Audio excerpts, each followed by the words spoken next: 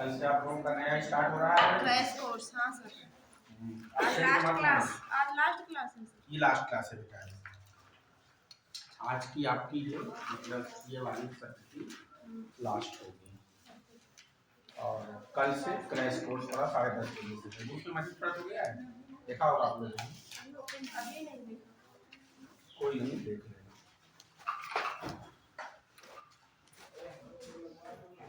चलिए आज हम लोग को पढ़ना है भारत यूएस रिलेशन। मैंने ग्रुप में भी डाल दिया था। हाँ आओ भाई, क्या नहीं मिली सर? कॉपी भी मिली।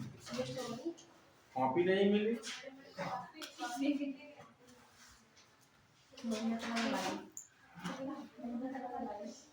अच्छा, किस चीज से कॉपी? वो सर कॉपी नहीं तो पार्टी सर ने बोला था कि अरिहंत की किसी को चाहिए हो बुक वगैरह तो हमको बताना, तभी हमको भी दी है फ्री में। कौन सी अरिहंत? अरिहंत प्रकाशन की कोई भी कंप्यूटर बुक मतलब चाहिए हमको। अच्छा, रीजनिंग की दी है चलो फ्री में, गिफ्ट दिया है। अच्छा। भारत अमेरिका, संयुक्त राज्य अमेरिका।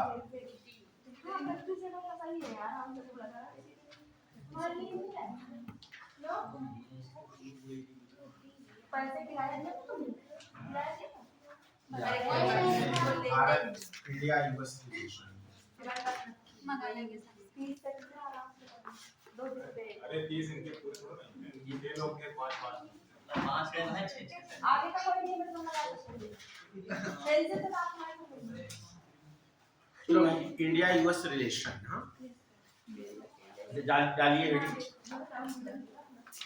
आज किताब का डिस्ट्रीब्यूशन हो रहा था क्या? नहीं सर, दो ही मिली। दो ही हैं? एक मेरी पर्सनल, एक में 3 लोग। क्या आप आधा तो पढ़ने पारोगे क्या? प्रैक्टिस सेट है, 30 ही लेंगे। देखो ऐसा है बेटा, जो यूपीएससी में क्वेश्चन आते हैं या स्टेट पीसीएस में जो क्वेश्चन आते हैं, आप लोगों ने पेपर देखा होगा। तो क्वेश्चन के स्टैंडर्ड के हिसाब से तैयारी करिए। नहीं सर, वो अगर नहीं वो हमने पूछा, वो अगर आपको क्रैक करना है तो अपने लेवल को वनडे वाला लेवल नहीं होना चाहिए। लेवल जो है यूपीएससी स्टेट पीसीएस का लेवल, आप क्वेश्चन पेपर देखिए, इस तरह के डायरेक्ट क्वेश्चन नहीं पूछे जाते हैं। एक भी दो सही, एक सही, दो स्टेटमेंट दे रहा है, उसमें से पूछ रहा है और नई नई चीजें पूछ रहा है। रिपीटेड क्वेश्चन यूपी पीसीएस में या यूपीएससी में अब धीरे धीरे इनकी संख्या, पहले स्टेट पीसीएस में 50-60 क्वेश्चन आ जाते थे रिपीटेड, 60-70 आधे लगभग आ जाते थे, लेकिन इस समय देखेंगे तो आपको 10 या 15 या 20 मिलेगा। धीरे धीरे ये चीजें खत्म हो रही है, तो रिपीट बहुत ज्यादा नहीं आएगा। सर जितने स्टेटमेंट बोलते हैं क्वेश्चन में उतने अलग हाँ, अलग विकल्प है, ए सही, बी सही, दोनों सही, दोनों नहीं सही। कथन कार्य हो गया, ए एक्सप्लेन करता है नहीं करता है, तो जब तक आप दोनों विकल्प नहीं जानोगे तब तक आप क्रैक नहीं कर पाओगे। वो 100% गलती होगी, ये निगेटिव मार्किंग में आप नीचे आ जाओगे तुरंत। तो सबसे बड़ी चीज है किसी चीज को कॉन्सेप्चुअल पढ़ना। अगर आप कॉन्सेप्चुअल पढ़ोगे बहुत आराम से क्रैक कर लोगे। दीदी का सीसेट में सर रह गया, उसमें पहले वाले में सही से। कितना पहले वाले में सही था? पहले वो बता रही थी उनका 3 नंबर को सीसेट में रह गया है, उर्मिला दीदी एक आती है। अच्छा अच्छा अच्छा। बाकी सब कटाव के अकॉर्डिंग। अच्छा, बहुत परेशान थी वो। चलो कोई नहीं, अगली बार अभी 25 का भी होगा। 12 अक्टूबर को 2025 का है, इसका फॉर्म आ चुका है। दूसरा एग्जाम आपका आरओ का है, जून में। आरओ का मई जून जब भी हो जाए, जून में पॉसिबिलिटी ज्यादा बन रही है। इसमें पोस्टें भी 500 के आसपास है, हो सकता है 600-700-800 हो जाए। तो इसको अभी 2 एग्जाम का फोकस करेंगे। जिनका हो गया उनको ठीक है भाई, कोई नहीं अपना मेंस ले, लेकिन जिनका नहीं हुआ है वो तैयारी करे। 6 महीना बीतते पलक बीतते चला जाएगा, पता नहीं चलेगा 6 महीने आपको कितने जल्दी समय आ गया। और सिलेबस आपका ज्यादा है, पढ़ना ज्यादा है, इतना कम कोर्स नहीं है। ठीक है, चलिए भारत यूएस रिलेशन, कुछ बेसिक चीजें पहले जान लीजिए। देखिए, जब सेकेंड वर्ल्ड वार हुआ, खाली समझिए इसको, अभी सब लिखवा देंगे। जब सेकेंड वर्ल्ड वार हुआ तो दुनिया 2 ध्रुव में बट गई। एक तरफ पूंजीवादी और साम्यवादी। पूंजीवादी जिसे हम लोग कैपिटलिस्ट इकोनॉमी कहते हैं, हाँ। जो कि एग्जाम्पल के लिए USA। यूएस था। एक साम्यवादी विचारधारा, रूस। हाँ साम्यवादी विचारधारा जिसमें रूस का नाम आता है। दुनिया दो गुटों में डिवाइड हो गए या दो महाशक्तियां का उदय हुआ आफ्टर सेकेंड वर्ल्ड वॉर। अब हुआ जो तीसरी दुनिया के देश थे। तीसरी दुनिया का मतलब ऐसे देश जो कभी न कभी ब्रिटेन के या यूरोप के या किसी के गुलाम रहे, इनके लिए ऑप्शन क्या था? अब ये इधर जाएं या इधर जाएं, इनके लिए दो रास्ते थे। तीसरी दुनिया का मतलब ऐसे देश जो नए नए उदय हुए थे, जो कभी ब्रिटेन के या किसी यूरोपियन कंट्रीज के या किसी अदर कंट्री के अंडर शासन होते थे। जब ये धीरे धीरे उदय हुआ, जैसे भारत, लंका, आपका बगल में चीन, नए नए देश जितने कॉमनवेल्थ देश हैं, सारे धीरे धीरे उदय हुए। अब ये हुआ कि वर्ल्ड वॉर के बाद दुनिया दो ग्रुप में बढ़ गई। एक साम्यवादी विचारधारा। साम्यवादी का मतलब होता है कि जिसमें जो देश के साधन लागत हो, जो भी रिसोर्सेज हो, उस पर सरकार का अल्टीमेट जनता का नियंत्रण हो। पूंजीवादी का मतलब होता है कि जो देश के संसाधन है ये निजी हाथों में हो, ये मार्केट डिसाइड करता है, डिमांड एंड सप्लाई के ऊपर होता है। तो ये दो विचारधाराएं थी। अब भारत के लिए ये था कि इस गुट में शामिल हो कि इस गुट में शामिल हो। तो एक चीज हमने शुरू में पढ़ाई थी आपको, गुट निरपेक्षता, याद आ रहा है? Yes sir. नेहरू जी की पॉलिसी क्या थी? गुट निरपेक्षता। आने की गुट निरपेक्षता का मतलब ना तो हम इस गुट में जाएंगे ना तो इस गुट में जाएंगे, बल्कि दोनों से ही समान व्यवहार या संबंध रखेंगे। इसके फायदे भी थे, नुकसान भी थे। अगर आप किसी एक गुट में शामिल होते हैं तो वह गुट आपको ज्यादा सपोर्ट कर सकता है। अच्छा, दूसरे गुट में जाएंगे तो अगला वाला नहीं सपोर्ट करेगा। लेकिन अगर आप दोनों से फायदा लेंगे तो दोनों ही देश आपको संदेह की नजर से देखेंगे, अरे भाई ये तो इधर भी आता है उधर भी आता है, इसका तो कुछ ही नहीं है। तो भारत की कुछ स्थिति इस तरह से थी। भारत जरूर रूस से जो दूरियां थी वो काफी नजदीक थी। भारत के जो संबंध किसके साथ, रूस के साथ, वो ज्यादा क्लोज था कंपेयर टू अमेरिका। लेकिन अमेरिका ने भी मदद किया, लेकिन कई ऐसे मौके आए जब अमेरिका ने भारत की मदद नहीं की। जैसे फॉर एग्जांपल आपका जो गोवा था, गोवा ये किसके अंडर में था? पुर्तगाल के अंडर में था। एक इन्होंने संगठन बनाया था नाटो, जानते हैं नाटो? ये यूएस भी इसका मेंबर है और यूरोपियन कंट्री। जब गोवा की आजादी, गोवा के लिए भारत ने संघर्ष शुरू करना किया, तो गोवा क्योंकि पुर्तगीज के अंडर में था तो अमेरिका ने पुर्तगीज का समर्थन किया, ना कि इसने भारत का समर्थन किया। गोवा के मामले में यूएस ने किसका सपोर्ट किया? पुर्तगालियों का। क्यों? क्योंकि पुर्तगाली किसके मेंबर थे? नाटो के। यूएस को नहीं मेंबर था, तो यहाँ पर इसने भारत का साथ नहीं दिया। पहला वाक्य। दूसरा वाक्य होती है किसके साथ? वार भारत और चीन के साथ 1962 में जब भारत के साथ चीन का वार हुआ, इसमें अमेरिका ने भारत का खुल के समर्थन किया। इसके पीछे रीजन कई थे। तीसरी बात, जब 1965 में भारत के साथ पाक का युद्ध हुआ, तब इसने पाक का साथ दिया, भारत का साथ नहीं दिया। यानी कि यूएस की जो पॉलिसी रहती है वह हमेशा वह अपने फायदे के हिसाब से अपनी नीतियों को बनाता है। उसका ये है नेशन फर्स्ट, मेरा राष्ट्र पहले, मेरे राष्ट्र का इंटरेस्ट या हित किस देश के साथ है या कहां मुझे ज्यादा फायदा है। जैसे एक बिजनेसमैन होता है, वो उसको सपोर्ट करता है जिससे उससे ज्यादा बेनिफिट होता है, लेकिन उसको सपोर्ट नहीं करता है जिससे उससे कोई फायदा ना हो। तो यूएस की पॉलिसी हमेशा यही रही। इस समय देखिए, प्रेजेंट टाइम में देखिए, यूएस और रूस जो जब भी कभी एक दूसरे के क्या थे? विरोधी थे। लेकिन आज देखिए, जैसे ही डोनाल्ड ट्रंप आए हैं, यूएस की नीतियों में परिवर्तन आना शुरू हो गया। ये सीधे सीधे किसका हेल्प कर रहे हैं? रूस का सपोर्ट कर रहे हैं। अब मामला यूक्रेन का आप देख ही रहे हैं।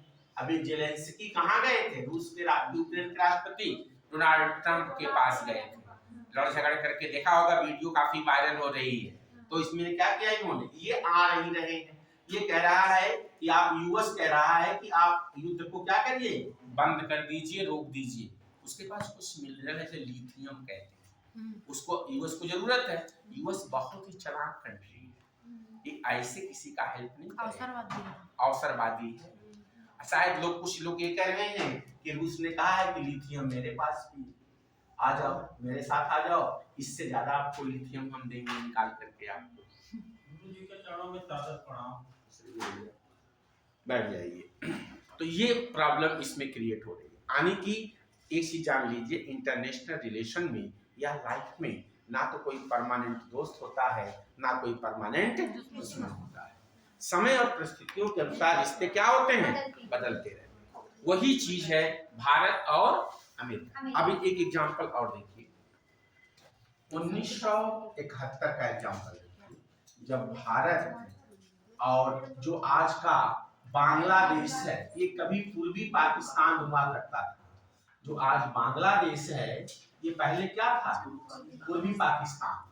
जब 71 में बांग्लादेश से लड़ाई शुरू हुई, किसके साथ, पाकिस्तान के साथ, तो यूएस ने किसका साथ दिया था, पाकिस्तान का। मैंने एग्जांपल भी बताया था कि उस समय इंदिरा आपकी पीएम थी, यूएस की पनडुब्बियां भारत की तरफ आती, उसके पहले ही रूस की पनडुब्बियां पूरा का पूरा भारत की जल सीमा को घेर ली थी। बताया होगा मैंने ये चीज।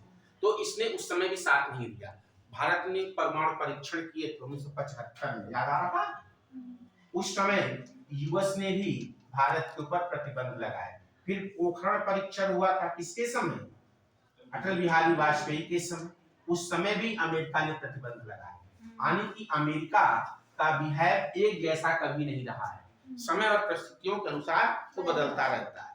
कभी आपका खुल के समर्थन करेगा, कभी बिल्कुल नहीं करेगा, कभी आपके अपोज में खड़ा हो जाएगा। मतलब कहने का ये है कि जहां उसको बेनिफिट होगा, जिस देश के साथ, उसी के साथ संबंध को स्थापित करेगा। वरना आपसे अगर मतलब नहीं तो दूध की मक्खी तरह निकाल के फेंक। ये इसका कॉन्सेप्ट है। ठीक है भाई, तो चलिए लिखते चलिए। और आज आपकी ये इस सेशन की तो फिल्म की स्टाइल हो गई कि शुरुआत तुम करोगे अंत हम करेंगे। क्यों भाई? नहीं तो शुरुआत तो मैंने नहीं किया, लेकिन अंत जरूर कर रहे हैं। क्यों? लिखो।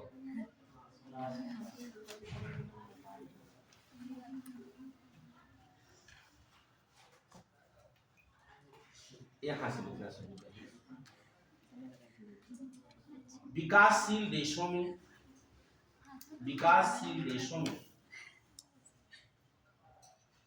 भारत एक प्रमुख लोकतांत्रिक राज्य है। विकासशील देशों में भारत एक प्रमुख, विकासशील देशों में भारत एक प्रमुख लोकतांत्रिक देश या राज्य है। जो भी लिखो।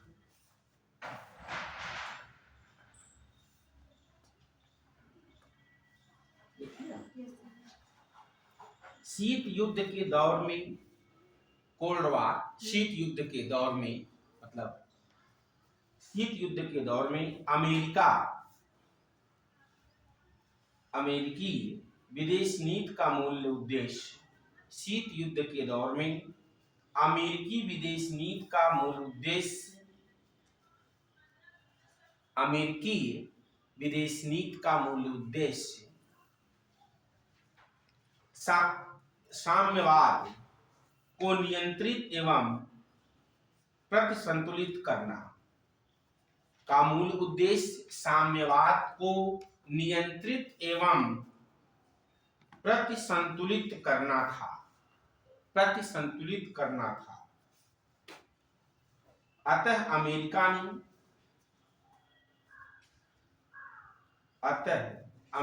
ने साम्यवाद को नियंत्रित करने में,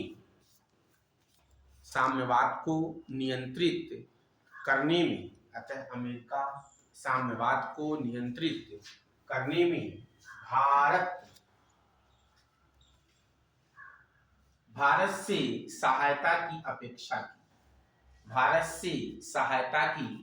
की।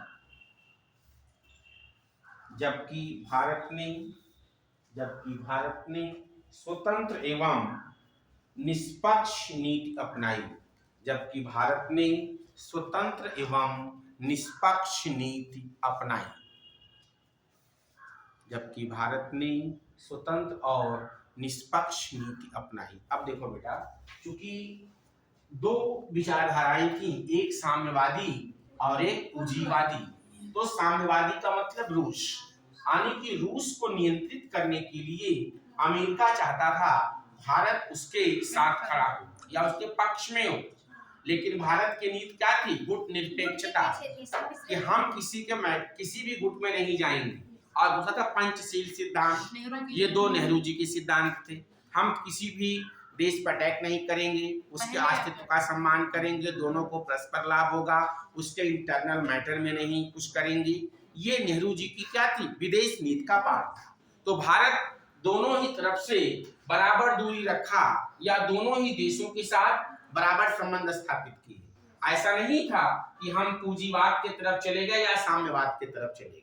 हम लोगों ने जो अपनी इकोनॉमी को भी अपनाया, ना तो पूरी तरह से साम्यवादी है और ना पूरी तरह से पूंजीवादी है, बल्कि हमारी इकोनॉमी क्या है? मिक्स्ड इकोनॉमी है। हमारी इकोनॉमी क्या है? ना तो साम्यवादी है और ना ही पूंजीवादी है, बल्कि हमारे यहाँ मिक्स्ड इकोनॉमी है। इसे कहते हैं मिश्रित अर्थव्यवस्था। मिश्रित अर्थव्यवस्था में जहाँ पे गवर्नमेंट सेक्टर के साथ साथ प्राइवेट सेक्टर दोनों एग्जिस्ट करते हैं। जैसे आपकी प्राइवेट कोचिंग भी है, सरकार की भी कोचिंग है, प्राइवेट स्कूल भी है, गवर्नमेंट स्कूल भी है, गवर्नमेंट हॉस्पिटल, प्राइवेट हॉस्पिटल, हर चीज हमारे यहाँ दोनों सेक्टर में है। ठीक है, तो हम लोगों ने अपनी किसी भी विचारधारा की तरफ नहीं गए, बल्कि एक नई विचारधारा को जन्म दिए, इसे कहते हैं मिक्स्ड इकोनॉमी। बात समझ में? अच्छा, दोनों गुट से रहने के फायदे भी हैं और नुकसान भी है। फायदा ये है कि हेल्प हम दोनों से लेंगे, नुकसान ये है कि आपके बुरे वक्त में वो साथ देगा कि वो साथ देगा, इस बात की गारंटी नहीं है। दोनों नहीं दे सकते। अमेरिका ने विरोध भी किया है, लेकिन नो डाउट भारत का संबंध रूस के साथ हमेशा ही अच्छे रहे। लेकिन आज के सिनारियो में जब चाइना किसके तरफ झुक रहा है? रूस के तरफ झुक रहा है। काफी अच्छे रिलेशन है, पाकिस्तान भी रूस की तरफ जा रहा है, तो भारत से दूरियां बढ़ रही हैं। और ट्रम्प यानी कि अमेरिका एक ऐसा राष्ट्र पर भरोसा नहीं कर सकते हो। बताओ, यूक्रेन के आगे करके और फिर सपोर्ट खींच रहा है। अब यूक्रेन की क्या स्थिति होगी? उनको हथियार डालने की सिवा कोई रास्ता नहीं। अगर अमेरिका ने हाथ अपना खींच लिया यूक्रेन से, यूक्रेन की इतनी हिम्मत नहीं है वो लड़ पाएंगे। कुछ बहुत दिन 4-6 महीने में खत्म हो जाएंगे। उनको वापस जाना ही जाना है, कोई रास्ता नहीं। समझ गए? आगे लिखिए। भारत के आरंभिक विकास में अमेरिका ने आर्थिक एवं तकनीकी सहायता प्रदान की। भारत के आरंभिक विकास में अमेरिका ने आर्थिक एवं तकनीकी सहायता प्रदान की।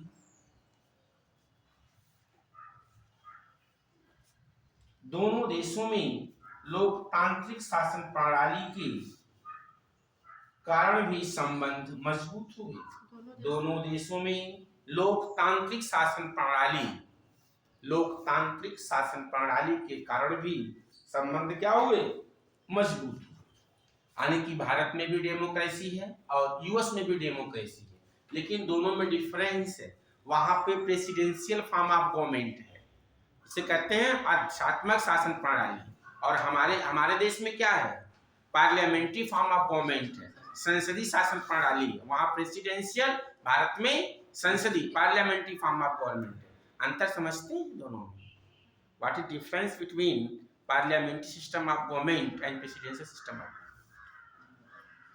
समझ जानते हैं कि नहीं? बताएं। अच्छा, ब्रीफ में अभी आगे पढ़ाया जाएगा कल परसों से आपको मेरी क्लास में। देखिए, जो प्रजातंत्र होता है, जिसको हम डेमोक्रेसी कहते हैं, प्रजातंत्र, ये दो तरह से काम करता है। एक लोकतांत्रिक व्यवस्था होती है, ठीक है, लोकतांत्रिक तो दोनों है, डेमोक्रेसी। लेकिन इसी में एक होती है संसदीय शासन व्यवस्था, एक होता है अध्यक्षात्मक, इसको अंग्रेजी में कहते हैं प्रेसिडेंशियल फॉर्म ऑफ गवर्नमेंट, इसको parliamentary form of government. Parliamentary form of government में गवर्नमेंट के 3 आर्गन्स होते हैं, एक को हम लोग लेजिस्लेचर कहते हैं, एक को हम लोग एग्जीक्यूटिव कहते हैं, एक को जुडिशरी। जुडिशरी का मतलब न्यायपालिका, एग्जीक्यूटिव का मतलब कार्यपालिका, और इसका मतलब विधायिका। तो पार्लियामेंट्री फॉर्म ऑफ गवर्नमेंट में कार्यपालिका अपने कार्य और नीति के लिए विधायिका की तरफ रिस्पॉन्सिबल होती है। In the parliamentary form of government executive is responsible towards the legislature.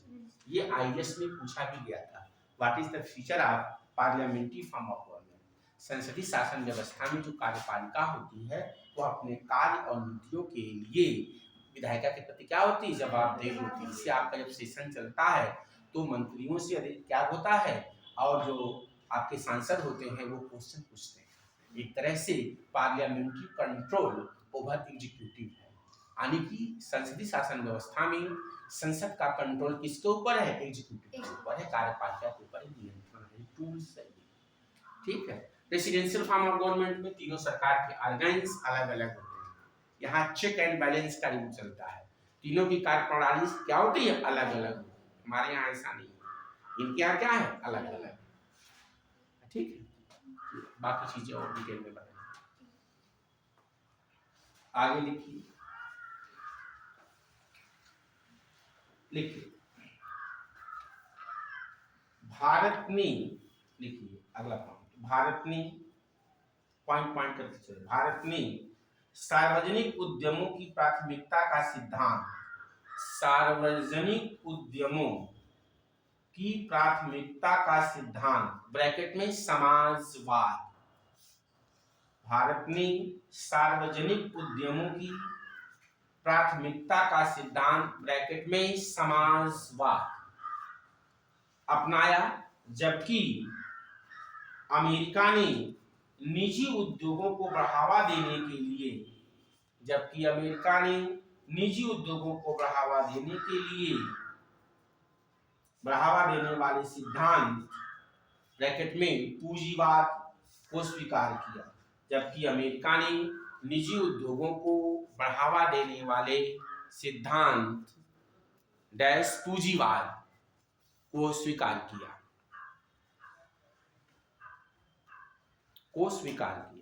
अब समाजवाद समझते हैं आप लोग, व्हाट इज द सोशलिज्म, समाजवाद समझते हैं? जहाँ पे सर गवर्नमेंट और जनता दोनों का समाजवादी पार्टी को जानते हैं, अखिलेश यादव वो जानते हैं, सबका साथ सबका विकास, माने जो देश के संसाधन होंगे इस पर अल्टीमेट कब्जा जनता का होगा। जो देश के साधन होंगे, संसाधन होंगे, इसका नियंत्रण सरकार का होगा और अल्टीमेटली किसका होगा, जनता का होगा, क्योंकि सरकार अपनी शक्ति कहाँ से प्राप्त करती है, जनता से। आप अपना जनप्रतिनिधि चुनते हो, एमपी एमएलए चुनते हो, वो क्या बनाते हैं, सरकार बनाते हैं, वो आपके क्या करते हैं, शासन पद्धति को देश की चलाते हैं, गवर्नमेंट बनाते हैं। ठीक है, तो हमारे यहाँ डेमोक्रेसी दो तरह की होती है, एक होती है डायरेक्ट डेमोक्रेसी, एक होती है इनडायरेक्ट डेमोक्रेसी। डायरेक्ट डेमोक्रेसी का मतलब जहाँ जनता सीधे सीधे नियम बनाने में सब क्या हो इन्वॉल्व से, जैसे कि स्विट्जरलैंड, वहाँ डायरेक्ट डेमोक्रेसी होती है, वहाँ किसी भी मामले पर रेफरेंडम जानते हैं, जनमत संग्रह, वोटिंग करा लिया जाता है। भारत में ऐसा नहीं, हमारे यहाँ representative parliamentary system of government है, जनप्रतिनिधि जिसे हम लोग कहते हैं, यानी कि हमारे यहाँ इनडायरेक्ट डेमोक्रेसी का एग्जाम्पल है, अप्रत्यक्ष रूप से हम अपना नेता चुनते हैं और नेता आपके लिए रूल्स एंड रेगुलेशन बना करके देश को फॉरवर्ड करते चलाते हैं। दोनों एक दूसरे पर निर्भर रहते ही हम बिल्कुल रहते हैं, तभी तो कहते हैं पार्लियामेंट्री फॉर्म ऑफ गवर्नमेंट में पार्टियां क्या होती हैं, स्वतंत्र होती हैं, क्योंकि आपकी जो अपेक्षाएं होती हैं वो सरकार से होती है और सरकार की अपेक्षा आपसे होती है कि आप हम अच्छा काम करेंगे, आप हमें वोट देंगे। सर पहले नेता लोग हाथ जोड़ते वोट के लिए, फिर जनता मांगती विकास के लिए हाथ जोड़े विकास। बिल्कुल सही बात है। वो 1 महीने के लिए हाथ जोड़ते हैं और 5 महीने के लिए हाथ जोड़ते हैं, 5 साल के लिए। एक अपने सांसद से और एमपी से आप मिल नहीं सकते हो, एक नॉर्मल आदमी से कभी नहीं मिलता हो। अगर आप उस क्षेत्र में कुछ रखते हैं हैसियत, 150 रुपये उनको दिलवा सकते हैं तो भले वो आपसे मिल लें। जानते हैं या नाम नागरिक हैं तो आप लखनऊ चले किसी विधायक से नहीं मिल पाएंगे। आम नागरिक को नहीं मिल पाएगा, कोई जागरूक होगा ज्यादा तो ही मिल सकता है। हाँ, वही मिल सकता है, नॉर्मल व्यक्ति कभी नहीं पहुंच पाता है। अब तो वोट का भी समय आएगा, आपके यहाँ देखिए लाइन लगा के पहुंचेंगे नेता, और जैसे उनका काम खत्म आप लाइन लगाओगे उनके यहाँ। वो 1 महीना लगाते हैं, आप 5 साल लगाते हो। आगे लिखिए। अब देखिए, कश्मीर मुद्दे पर अमेरिका ने भारत पर दबाव की नीति का प्रयोग किया। कश्मीर मुद्दे पर अमेरिका ने भारत पर दबाव की नीति का प्रयोग किया एवं पाकिस्तान का समर्थन किया। नीति का प्रयोग किया एवं पाकिस्तान का समर्थन किया।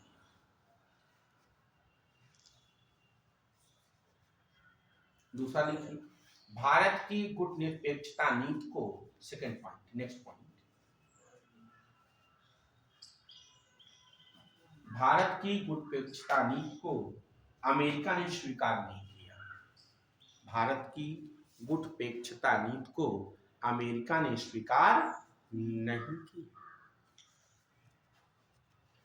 कश्मीर के मुद्दे पर आपको हमने पढ़ाया भी होगा, जब ईवन वगैरह पढ़ाया होगा तो मैंने कुछ वहाँ जरूर चर्चा किया होगा कि जब मामला कश्मीर पे आता है तो कभी भी कश्मीर वाले मैटर पर कभी भी, जैसे ये आपका पीओके है, पाक ऑक्युपाइड कश्मीर, ये आपकी एलओसी है, लाइन ऑफ कंट्रोल, तो हमारी सेना इसी पे रहती है, इसके आगे नहीं जाती। इस मामले पे हमेशा ही पाक का समर्थन किया है, किसने?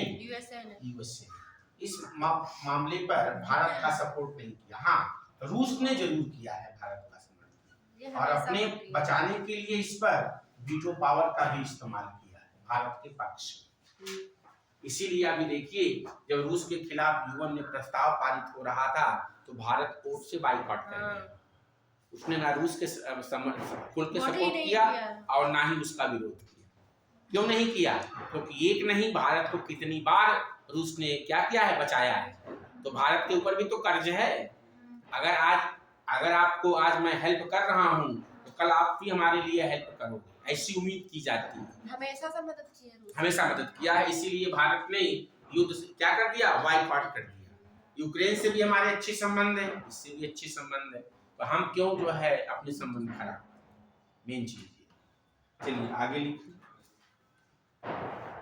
नेक्स्ट पॉइंट, भारत द्वारा सोवियत संघ के साथ, देखिए नेक्स्ट पॉइंट, भारत द्वारा सोवियत संघ के साथ बेहतर संबंधों को, भारत द्वारा सोवियत संघ के साथ बेहतर संबंधों को अमेरिका ने संदेह की दृष्टि से देखता है, संदेह की दृष्टि से देखा।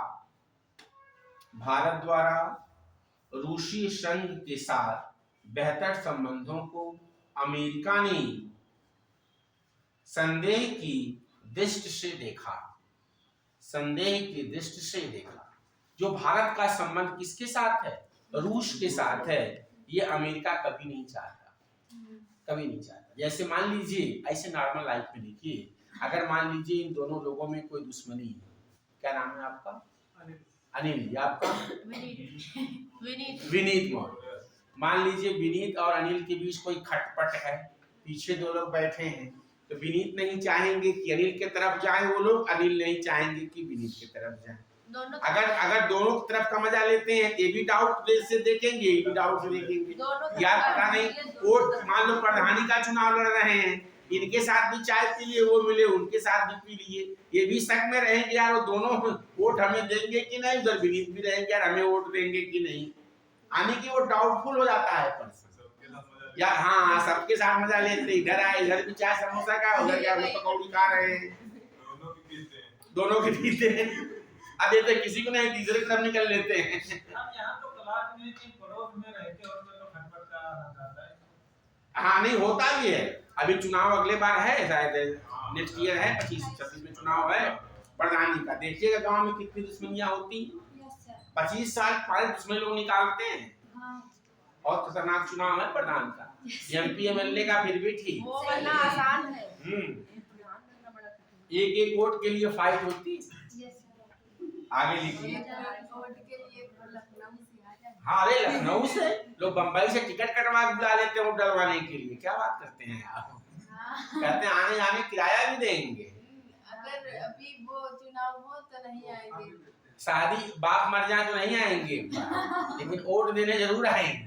आप जो समर्थक होते पता लगेगा खुद का भाई विपक्ष में खड़ा हो जाता है। हाँ हाँ बिल्कुल सही बात है। वो दुश्मनी 25 साल पुरानी निकाली जाती है। आगे लिखिए। गोवा पर पुर्तगालियों का नियंत्रण, देखिए पॉइंट, गोवा पर पुर्तगालियों का नियंत्रण था, गोवा पर पुर्तगालियों का नियंत्रण था एवं पुर्तगाल नाटो का सदस्य था। गोवा पर पुर्तगालियों का नियंत्रण था एवं पुर्तगाल किसका मेंबर था? नाटो का सदस्य था। इस कारण वर्ष 1961 में, इस कारण वर्ष 1961 में भारत के द्वारा गोवा को, इस कारण 1961 में भारत के द्वारा गोवा को पुर्तगालियों से मुक्त कराने के समय, गोवा को पुर्तगालियों से मुक्त कराने के समय अमेरिका ने पुर्तगाल का पक्ष लिया था। अमेरिका ने पुर्तगाल का पक्ष लिया था क्योंकि नाटो में का मेंबर कौन था? पुर्तगाल। आज जब भारत मुक्त करा रहा था पुर्तगालियों से किसको? गोवा को, तब किसका समर्थन रूस ने किया? सॉरी अमेरिका ने पुर्तगाल का, क्योंकि वो नाटो का क्या था? मेंबर था, इसलिए उसने भारत का सपोर्ट नहीं किया। हालांकि भारत गोवा को आसानी से जीत लिया।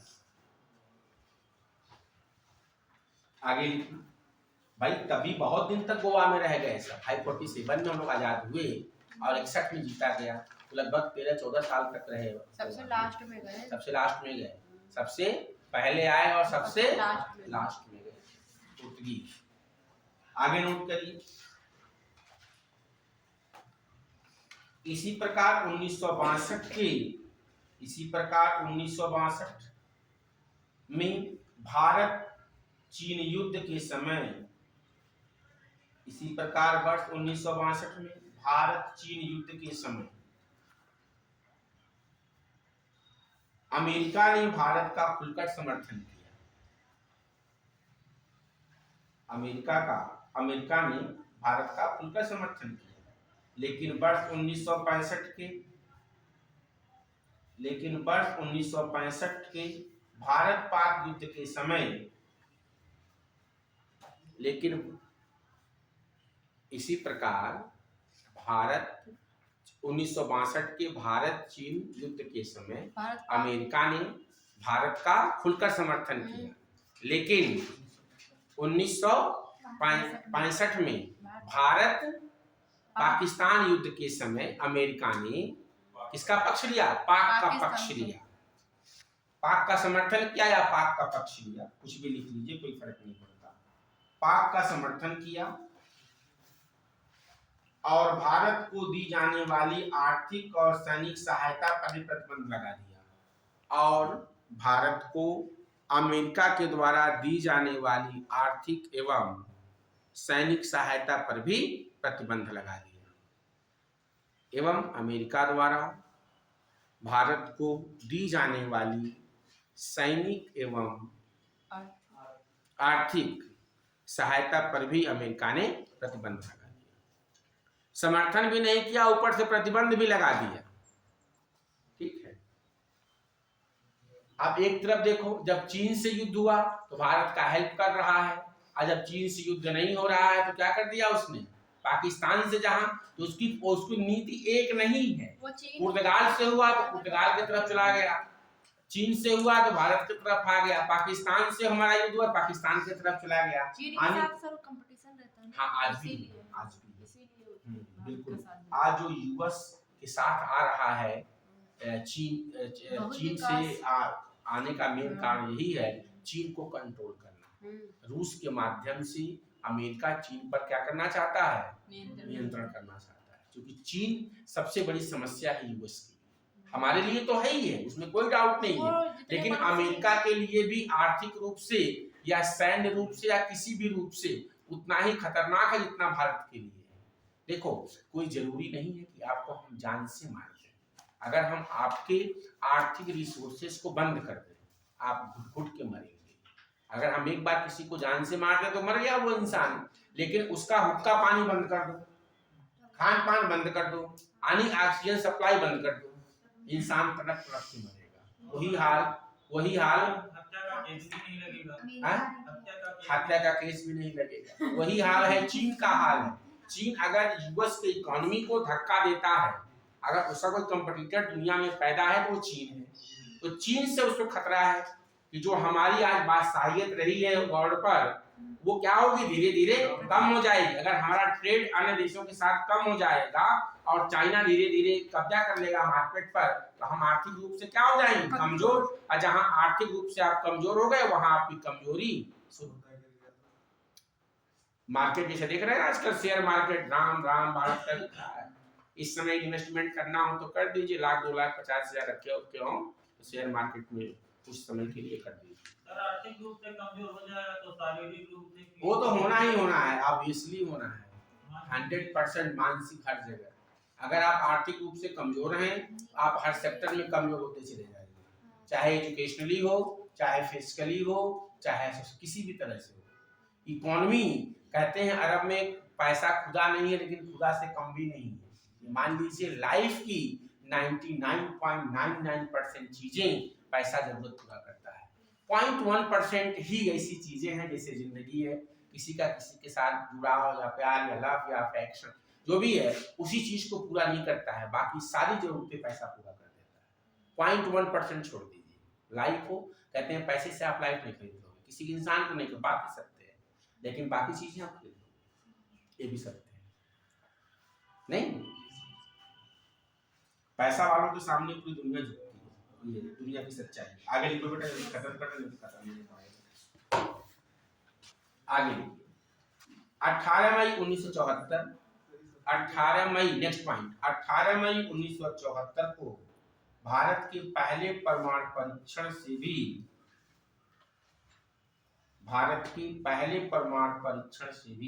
भारत अमेरिकी संबंधों पर विपरीत प्रभाव पड़ा।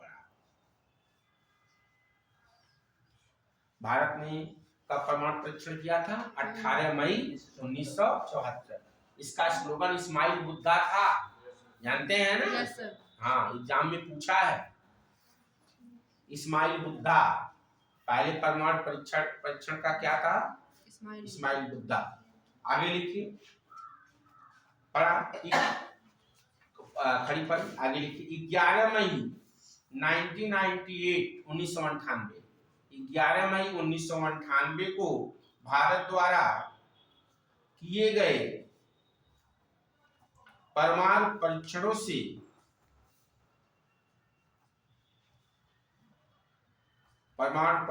से संयुक्त राज्य अमेरिका 11 मई 1998 को किए गए परमाणु परीक्षणों से अमेरिका, संयुक्त राज्य अमेरिका के साथ भारत के संबंधों को भी बुरी तरह नुकसान पहुंचाया। संयुक्त राज्य अमेरिका के साथ भारत के संबंधों को भी बुरी तरह प्रभावित किया या नुकसान पहुंचाया। अमेरिका ने भारत से अपने राजदूत को वापस बुला लिया। अमेरिका ने भारत से अपने राजदूत को वापस बुला लिया और राष्ट्रपति बिल क्लिंटन, उस समय कौन राष्ट्रपति था? Bill Clinton. और तत्कालीन राष्ट्रपति बिल क्लिंटन ने अमेरिकी कानून के तहत आवश्यक प्रतिबंध भारत पर लगा दिए। और तत्कालीन राष्ट्रपति बिल क्लिंटन, बिल लिखो, बिल सिंपल बिल क्लिंटन ने भारत पर अमेरिकी कानून के तहत प्रतिबंध लगा दिए।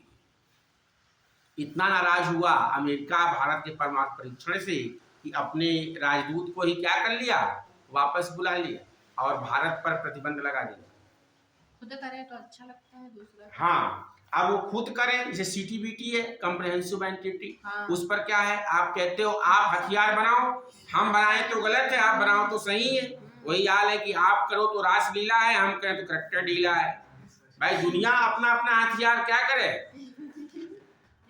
सब लोग खत्म करें तो हम भी खत्म कर देंगे। दुनिया में किसी के पास हथियार नहीं रहेगा, तब मुकाबला बराबरी का होगा। अब आपके पास परमाणु बम है, सारी चीजें हैं, एटम बम है, आपके पास तो सारी चीजें हैं, न्यूक्लियर बम रखे हो, हमारे पास कुछ नहीं रहेगा। याद करिए जब कारगिल युद्ध हो रहा था तो परवेज मुशर्रफ ने क्या कहा था भारत को कि हम तुम्हारे ऊपर परमाणु बम डाल देंगे। अटल बिहारी वाजपेयी ने क्या कहा था कि अगर हमारा एक शहर जाएगा लेकिन कल के सूरज उगने से पहले इस पूरी दुनिया के मैप से पाकिस्तान को खत्म कर देंगे, तुम्हारा नक्शे पर से नाम ही मिटा देंगे।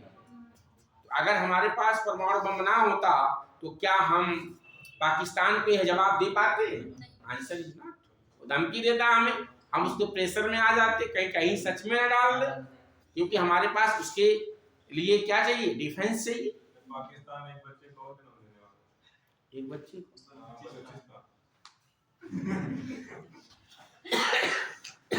बढ़िया है, यही बलूचिस्तान है।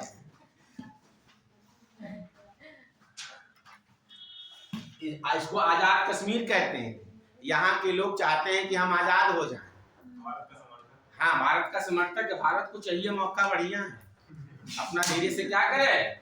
लेकिन जानते हो उसमें समस्या क्या है, जो इसमें चीन ने दिया है, चीन ने यहाँ पे रोड बना लिया है बेटा, पीओके से होकर।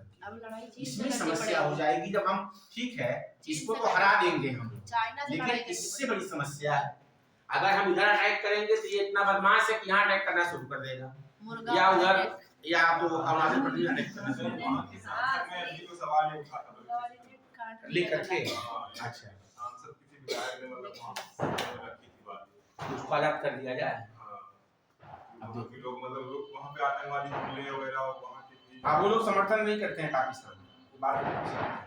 वो अगर रेफरेंडम हो जाए भारत में आ जाएंगे, लेकिन ये भी सत्य है कि अगर बहली का हम रेफरेंडम करा दें। आगे देखिए, हम भारत अमेरिका सहयोग के क्षेत्र, देखिए भारत अमेरिका सहयोग के क्षेत्र,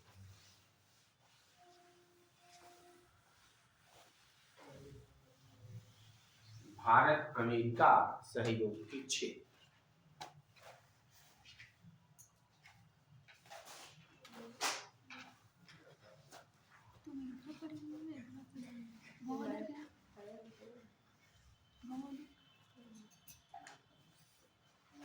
अच्छा, ये बताइए आप लोगों के पास कितने लोगों के पास एम लक्ष्मीकांत की बुक है?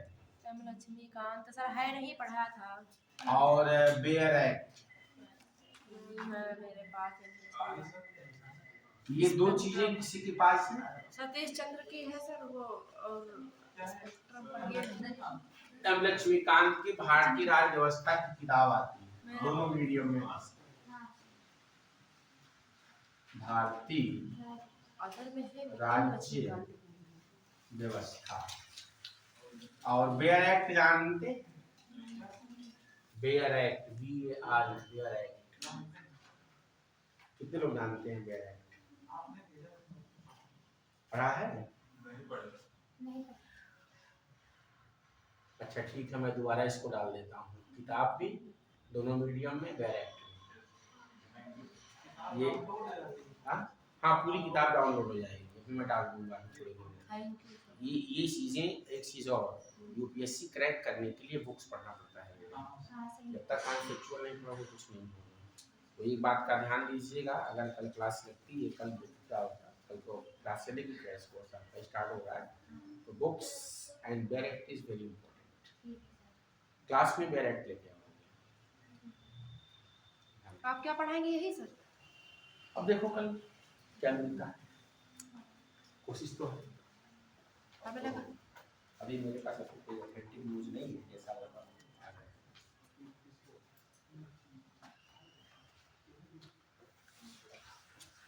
हिस्ट्री कंप्लीट हो गई? हिस्ट्री मेडिवल हिस्ट्री चल रही है, अभी मुगल काल चल रहा है। मुगल काल नहीं हो पाई कंप्लीट, सर कह रहे क्रैश कोर्स होगा उसी में करवा देंगे। एंशिएंट हो चुके हैं, मॉडर्न हो चुके हैं, कोई नहीं, जो बचा कुचा है क्वालिटी भी हो चुकी है। कोई नहीं, तो अब आप नए सिरे से पढ़ोगे, ठीक है भाई, अब नए सिरे से पढ़ोगे। यस सर, नहीं सर। हाँ उसी नोट्स में ऐड करते रहेंगे नई नई चीजें। हाँ और सब्जेक्ट पढ़ा देना हम क्रैश कोर्स। अब देखो क्या क्या मिलता है भाई। देखो हमारे हाथ में हर चीज़ नहीं होती है, हम तो अपनी तरफ से डिमांड करेंगे, जो आपके यहाँ देखो चीज़ें मिल पाएंगी मैं कोशिश करूँगा।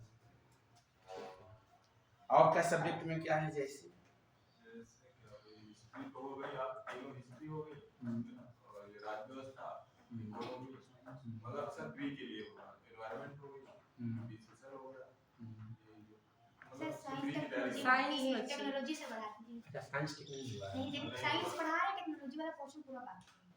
तो अब कहाँ होता है, तो आज क्लास भी ये वाली टेक्नोलॉजी से बढ़ा दीजिए, वो उसमें बहुत पूछा जाता है, पूछा है। बहुत ज़्यादा उसमें से।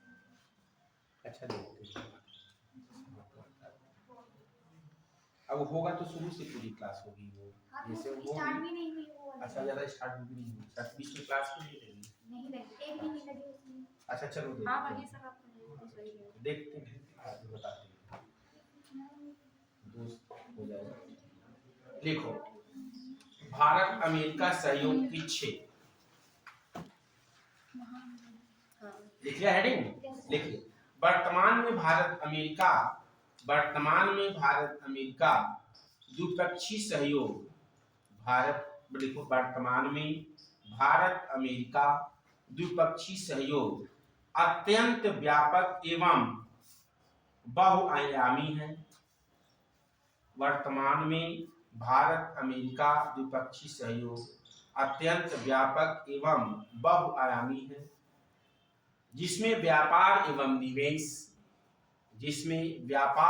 निवेश, रक्षा और सुरक्षा, जिसमें व्यापार एवं निवेश, रक्षा और सुरक्षा, शिक्षा, रक्षा सुरक्षा, शिक्षा, विज्ञान और साइबर सुरक्षा, विज्ञान एंड साइबर सुरक्षा, शिक्षा एजुकेशन, शिक्षा, विज्ञान और साइबर सुरक्षा,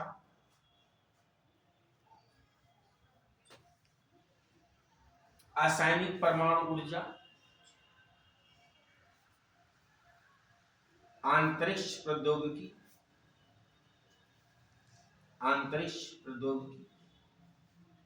स्वच्छ ऊर्जा सहयोग आदि शामिल है। स्वच्छ ऊर्जा सहयोग आदि शामिल है।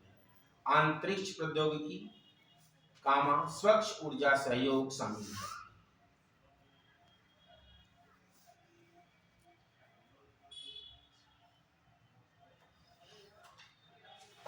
अब लिखिए आर्थिक सहयोग, पहला लिखिए हेडिंग आर्थिक सहयोग, या पहले हेडिंग डाल लीजिए भारत अमेरिका सहयोग के क्षेत्र, डाले हैं ना आप हेडिंग, चलो लिखवा दिया करते। लिखो आर्थिक सहयोग, लिखो भारत और अमेरिका के मध्य 50 से अधिक, भारत और अमेरिका के मध्य 50 से अधिक, मोर देन 50 से अधिक द्विपक्षीय समझौते, बायलैटरल एग्रीमेंट, द्विपक्षीय समझौते, 50 से ज्यादा क्या है, द्विपक्षीय मतलब दो पक्ष जहां पे ट्रेड करे, व्यापार करे, संबंध आगे लिखिए।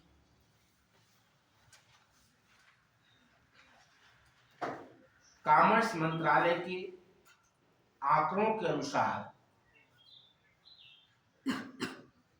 कॉमर्स मंत्रालय के आंकड़ों के अनुसार भारत और अमेरिका के बीच द्विपक्षीय व्यापार भारत और अमेरिका के बीच द्विपक्षीय व्यापार लगभग 130 करोड़ से ज्यादा का हो गया है। लगभग 130 करोड़ से ज्यादा का।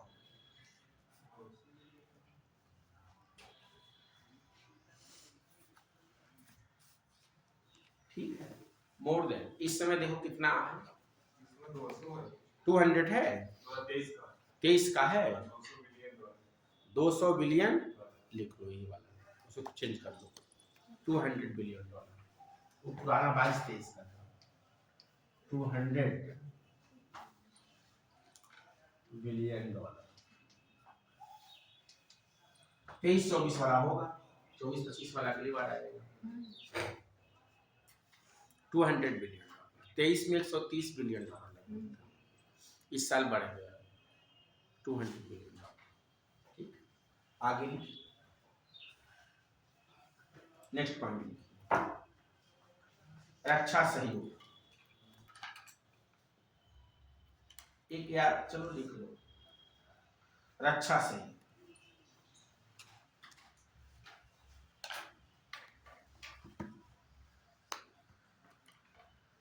लिखो, भारत अमेरिका सहयोग ने, रक्षा सहयोग, भारत अमेरिका सहयोग ने भारत के लिए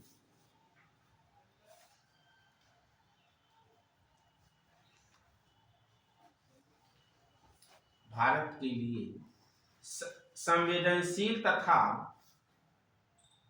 वस्तुओं को बिना लाइसेंस, संवेदनशील तथा वस्तुओं को बिना लाइसेंस निर्यात के लिए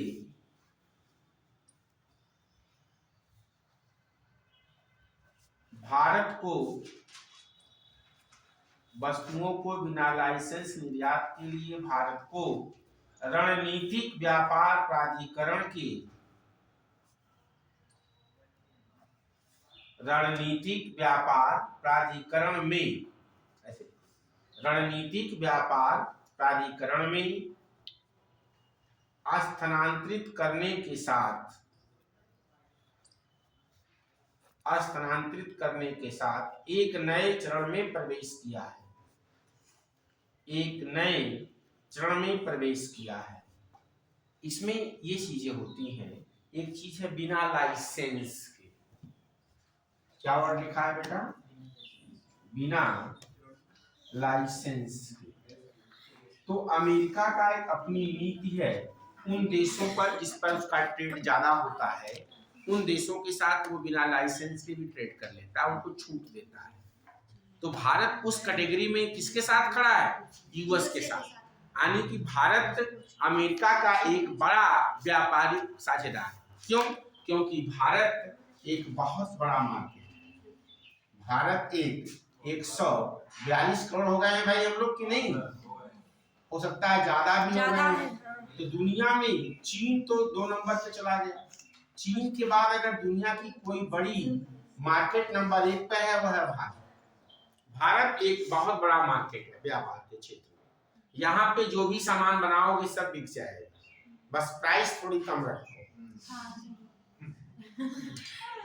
मैं तो नहीं कह रहे हैं, प्राइस थोड़ा कम रखिए।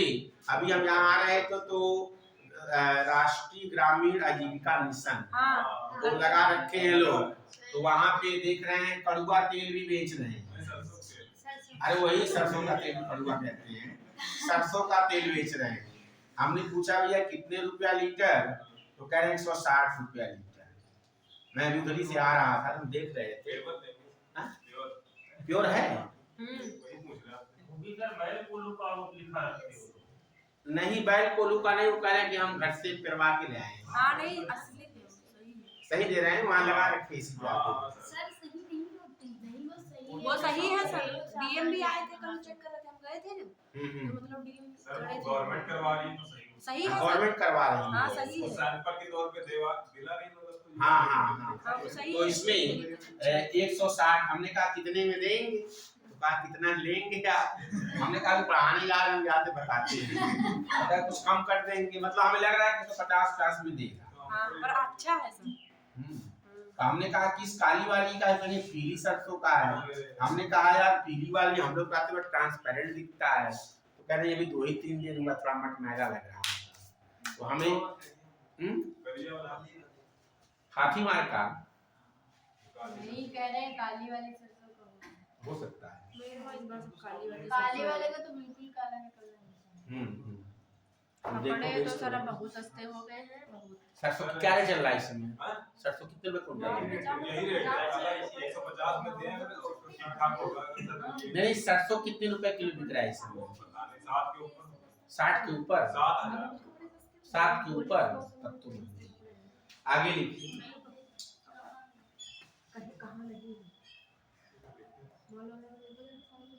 नेक्स्ट लिखिए। आतंकवाद प्रतिरोध पर भारत अमेरिका, देखो आतंकवाद प्रतिरोध पर भारत अमेरिका की संयुक्त कार्यदल, आतंकवाद प्रतिरोध पर भारत अमेरिका संयुक्त कार्यदल वर्ष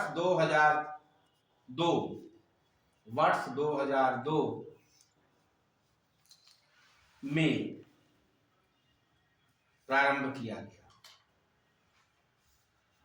मतलब भारत और अमेरिका टेररिस्ट के खिलाफ एक साथ लड़ेंगे, ऐसा कहना है, लेकिन करना नहीं। अलग खड़ा हो जाता एक तरफ सही बात है, नहीं सही कह रहे हैं। जब पाकिस्तान के ऊपर भारत, चीन, अब देखो पाकिस्तान चीन का दोस्त है, तो यहाँ पर कोई भी, चीन एक ऐसा देश है जहाँ पर कोई आतंकवादी हमला बड़े लेवल पे नहीं होता है। कभी सुने हैं आप चीन में कोई आतंकवादी हमला हुआ? नहीं होता है, न्यूज़ पता ही नहीं होती, मीडिया को वहाँ कुछ पता नहीं है, रियल में होता भी नहीं। लेकिन भारत में हमले होते हैं। जब पाकिस्तान के आतंकवादी संगठनों पर प्रतिबंध लगाने की भारत बात करता है तो यूएस मुकर जाता है। आज जब अपने ऊपर अटैक हो जाता है तो अफगानिस्तान में घुस के ओसामा के घर पहुंच जाते हैं मारकर। ठीक है, आने की एक चीज होती है, सुने होंगे आप लोग, संवेदनशीलता पढ़ाया गया होगा आपको इथिक्स में। क्या होती है संवेदनशीलता? कौन बताएगा? संवेदनशीलता पढ़ाया गया होगा, क्या होता है संवेदनशीलता? करुणा होता है, दया करुणा होता है। दूसरे व्यक्ति के संवेदनशील मतलब दया का फल। एथिकली माइंड है बता।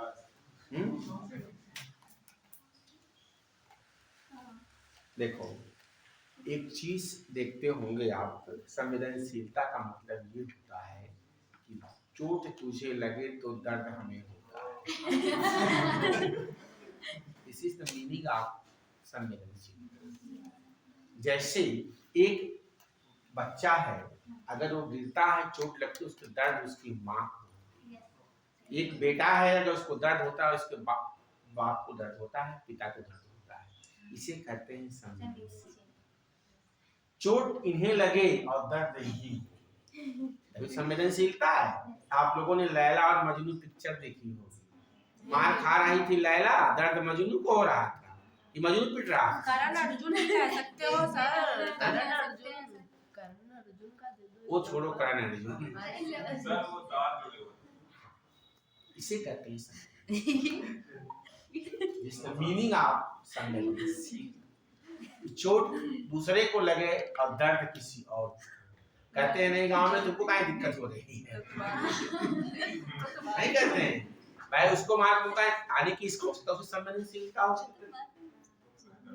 हमारे मार के देखने के नहीं देखे तब बनाने वाला नहीं होता हैं?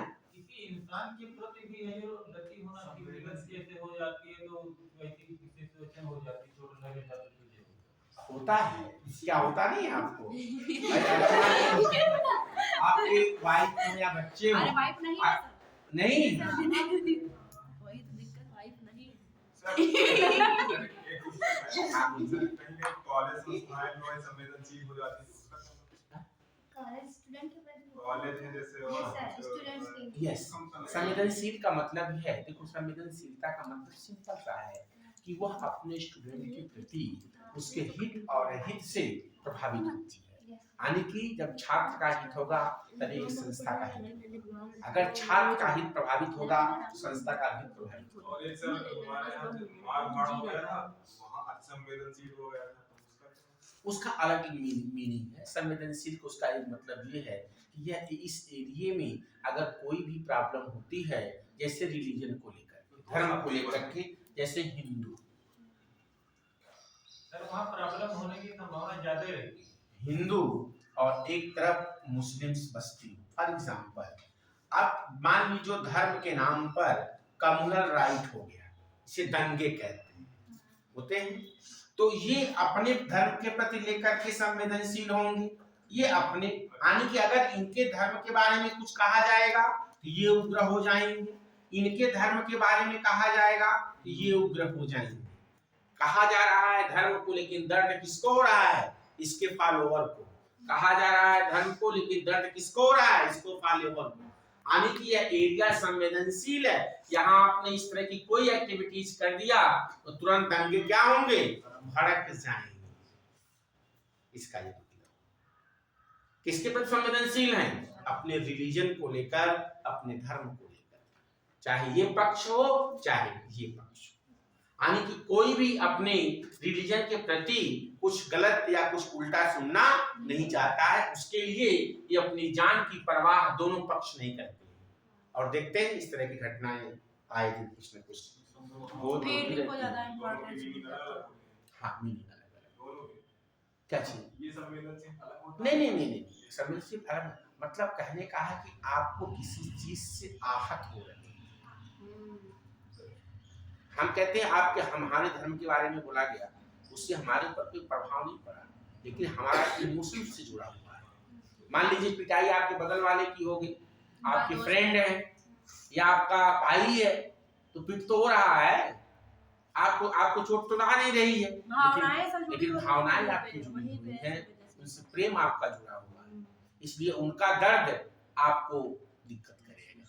यही चीज है संवेदनशीलता। हाँ, ये जरूर है कि समय और परिस्थितियां बदलने से, कॉन्टेक्स्ट बदलने से मीनिंग बदलती है, ये बात है। सर ये शब्द जैसे कोई होता है वो कहेंगे इस देश से उभरा, या ऐसा क्यों होता है? जैसे कि संवेदनशीलता है ब्रिटेन से स्टार्टिंग हुई थी, कुछ ऐसा कुछ 18वीं शताब्दी में। हाँ नहीं, शब्द तो भाई अब तो वो हो गए कि जब देशज शब्द पढ़ रहे हो, विदेशज शब्द पढ़ रहे हो, उर्दू पढ़ रहे हो, फारसी पढ़ रहे हो, वो अलग चीज है। चलो आगे लिखो, वो अलग। देखा है तभी बता रहे हैं। अच्छा, हो सकता है, नहीं हो सकता है, आगे लिखो, इसको तो करने के चक्कर में बेइज्जती करना गलत बात होती है। आगे लिखो, नहीं कुछ स्टूडेंट हो। देखिए, नागरिक परमाणु सहयोग, नागरिक परमाणु, हाँ अगला है डालिए, नागरिक परमाणु सहयोग। करते हैं बर्दाश्त होता नहीं।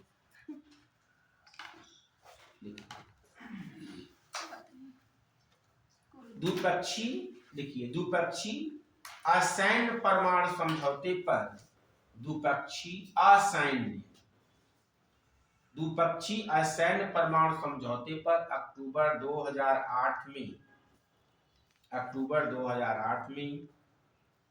हस्ताक्षर किए गए, मतलब भारत और यूएस के बीच हस्ताक्षर किए गए।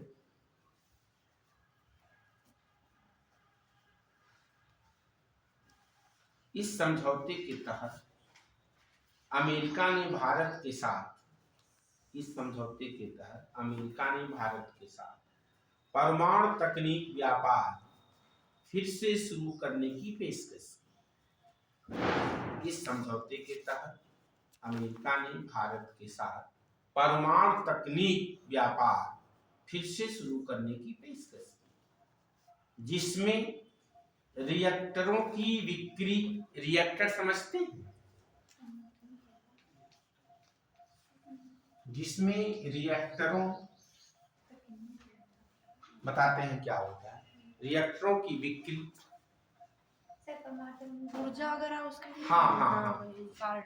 भारत के साथ परमाणु तकनीक व्यापार फिर से शुरू करने की पेशकश, जिसमें रिएक्टरों की बिक्री, प्रौद्योगिकी हस्तांतरण और यूरेनियम की बिक्री की सहमति शामिल है। प्रौद्योगिकी हस्तांतरण, ट्रांसफर ऑफ टेक्नोलॉजी, और यूरेनियम बिक्री की सहमति शामिल है।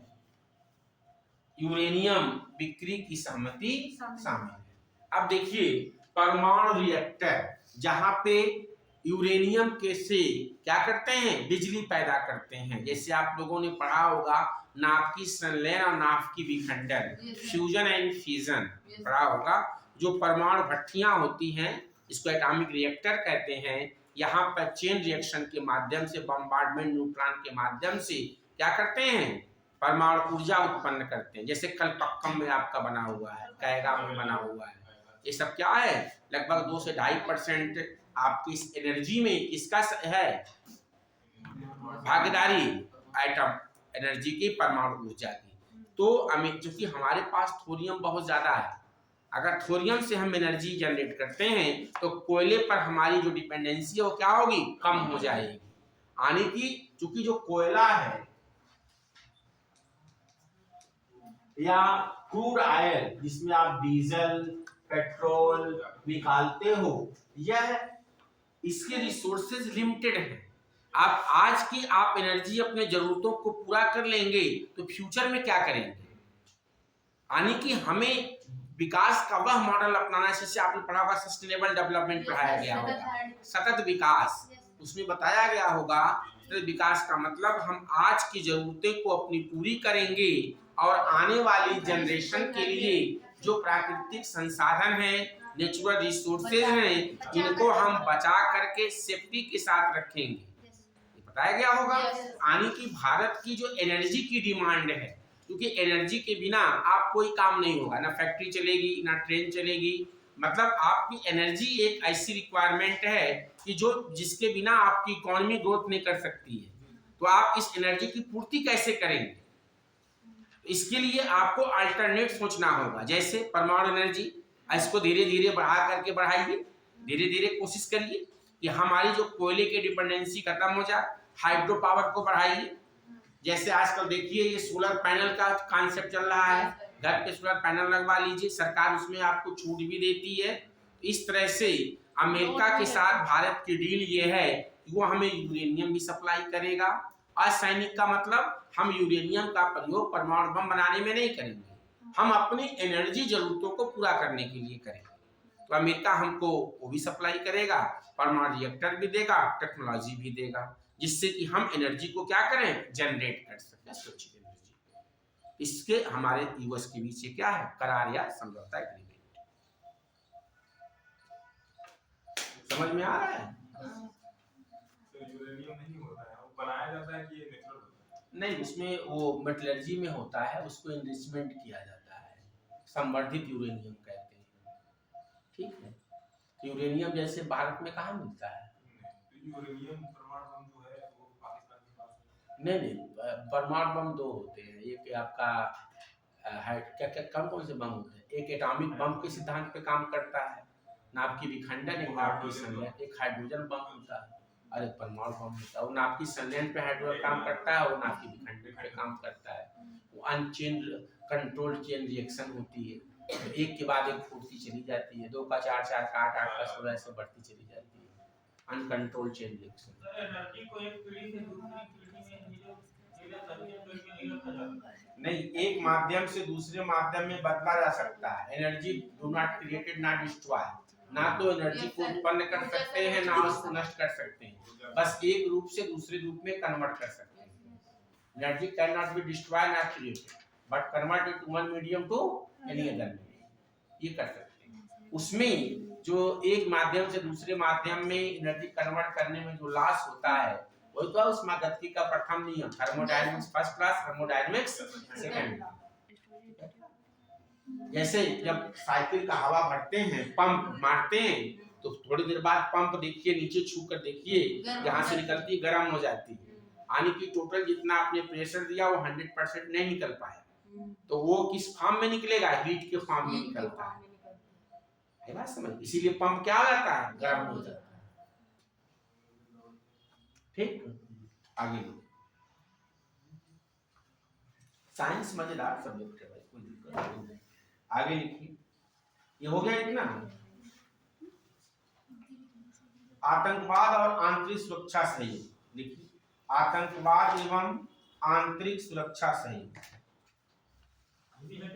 हाँ जी, अगला है आंतरिक आतंकवाद और आंतरिक सुरक्षा सहयोग।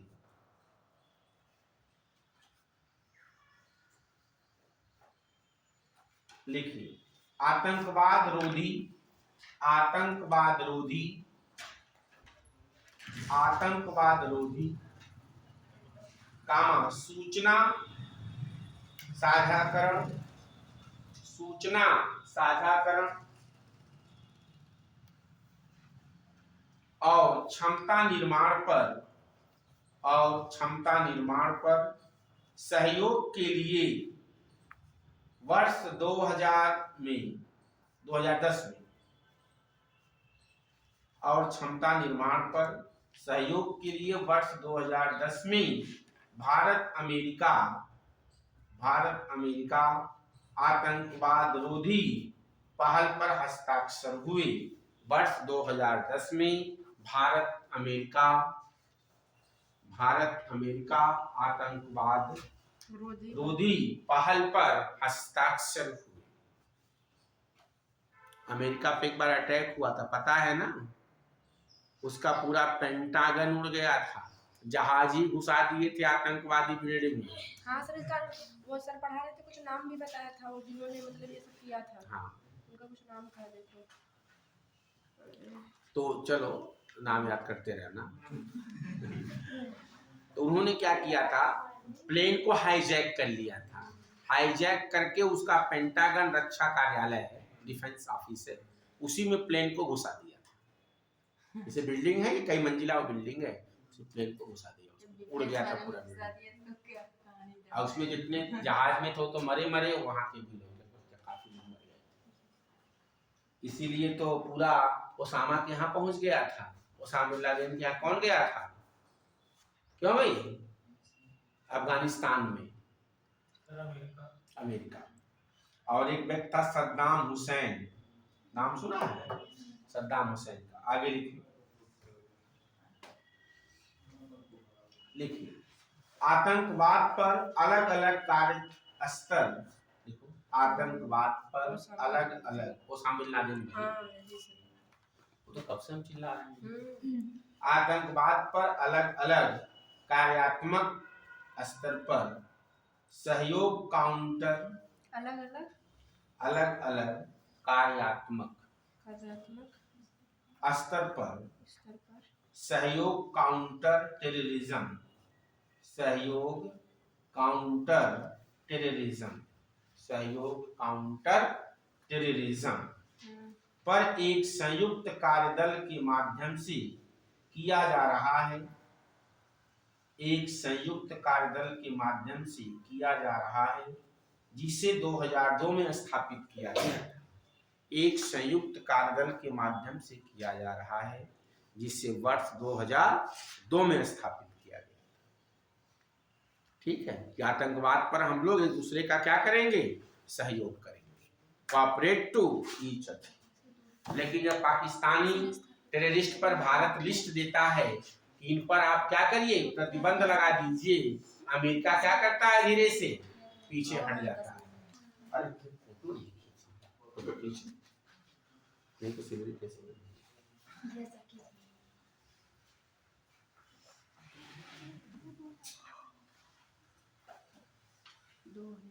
अच्छा, कितने लोग इसमें पीसीएस का फॉर्म भर रहे हैं? सब भर रहे हैं। थोड़ा ध्यान दे करके आप लोग पढ़ाई करिए, क्योंकि रिजल्ट आना बहुत जरूरी है। यहाँ से पिट जाएगी।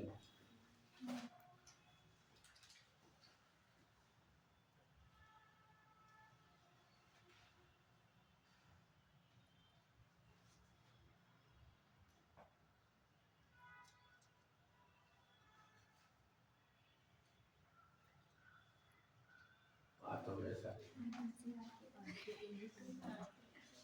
चलिए, अच्छा अब स्टार्ट होने दीजिए। क्रैश कोर्स हम बताते हैं प्लानिंग पढ़ने का, कैसे कैसे क्या करना है, कैसे कैसे एग्ज़ाम क्वालिफाई करना है बताते हैं। देखो, पढ़ाई के लिए आप कितने भी कमज़ोर हो, अगर आपने 2.5 से 3 साल दे दिया है, आप कभी भी उससे पीछे नहीं रहोगे, ये आप जानिए। लेकिन अगर ढंग से पढ़ा है तो, क्योंकि वो चीज़ अभी आप एग्जाम्पल आपको हम दिखा रहे हैं, बता करके दिखा करके कि हमने 2004 में मैं MSc पास आउट था, 2005 से हमने तैयारी करना शुरू किया था, 2007 से मेरे कंपटीशन करने शुरू हुए, 2 से 2.5 साल लगा था। अब 2008 आते आते 9 आते आते हम UPSC असिस्टेंट कमांडेंट क्वालिफाई कर गए। 2009 में दिसंबर में मैंने नेट JRF एग्जाम क्वालिफाई कर लिया था। MA मैं 2009 जून का हूँ, पहले MSc किया फिर MA किया। अब 2009 में ही हमने पहली बार में ही JRF एग्जाम क्वालिफाई कर लिया। सर MA क्यों किए सर? MSc हो गया था। हम UPSC में 2 सब्जेक्ट से देते थे, एक पब्लिक एड और एक मैथमेटिक्स। MSc वाला को नेट होता है उसका, वो CSI रहता है, CSI, तो उसके बजाय हमने पब्लिक एड से कर लिया। तो वो चीज़ें हैं कि मतलब अगर आप करते हो भी तो प्रमाण आपको अभी हम देंगे, मार्कशीट भी दिखाएंगे, आपको भी देंगे, सब कुछ दिखाते हुए चलेंगे कि 2 से 2.5 साल की तैयारी अगर आपने 100% मेहनत करते हो, आराम से आप क्लास 2 क्लास 1 तक निकल जाओगे। बहुत सारे एग्जाम होते हैं, UPSC असिस्टेंट कमांडेंट है, UPSC है, स्टेट PCS है, लोअर है, दरोगा है, ये IFS है, इंडियन फॉरेस्ट सर्विस वाली जो आती है, इस पर कंबाइंड आ रही है, उसकी तमाम ऐसी पोस्टें आती रहती हैं। PG पर कुछ डिग्रियां पे आती हैं, आप अगर पढ़ोगे तो सिलेक्ट हो जाओगे, ऐसा नहीं है कि नहीं करोगे, लापरवाही करोगे तो कोई फायदा नहीं। पढ़ो तो 100% मन देकर के पढ़ो, और सारा वक्त लगा दो उस कार्य को करने में, जो कार्य आपका होता है, तभी सफलता मिलेगी। एक सूत्री कार समझते हो ना, सब कुछ छोड़ करके एक पीछे पे जुड़ जाना। बहुत पहले जब हम लोग पढ़ते, जैसे आप लोग पूछते हो कि सर इतने आर्टिकल कैसे याद है, कैसे आप लोग याद करते हो, तो पढ़ते पढ़ते वो याद होता है। जब एक ही चीज को कई बार करोगे, बार बार करोगे तो याद हो जाएगा। और कंपटीशन कोई इतनी बड़ी चीज नहीं है, बस इतना ये है कि आपका दिन सही अच्छा हो, आपने अच्छी मेहनत की, चाहे जितनी पोस्ट हो, 200 हो, 500 हो, 600। ऑल इंडिया जब हमने UPSC असिस्टेंट कमांडेंट दिया था तो उस समय 210 पोस्टें थी। आप पूरे भारत में 2200 लोग क्वालिफाई किए थे, भी क्वालिफाई किसकी? हाँ, बहुत अच्छी नौकरी है वो असिस्टेंट कमांडेंट की। सर UPSC कराती है, इसको हम 2008 में मैंने क्वालिफाई किया। 3 साल में, मतलब 3 साल में हमने क्लास 1 का एग्जाम निकालना शुरू कर दिया। शुरू में तो नहीं निकला, 1-2 साल, लेकिन उसके बाद से निकलना शुरू। कितनी है? बहुत। हम तो 210 में निकाले थे। अच्छा, CPF सेंट्रल पुलिस फोर्स कहा जाता है। हम जब निकाले थे 2008 बैच में, 2008 में 210 पोस्ट ऑल ओवर इंडिया थी। AIR आता है, 210 पोस्ट मैंने निकाला। तो ऐसा नहीं है कि नहीं होगा, होगा, बशर्ते आप करोगे तो। आगे लिखिए, ऊर्जा सहयोग।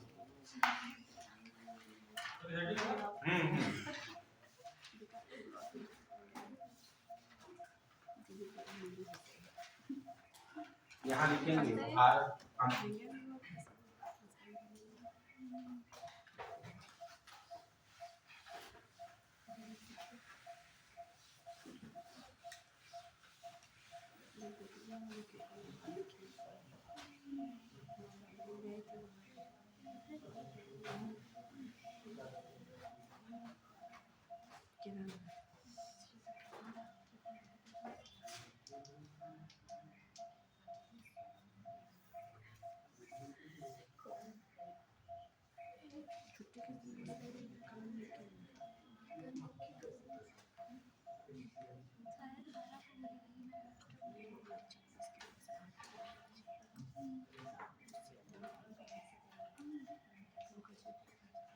देखिए एक एक पे लिखिए।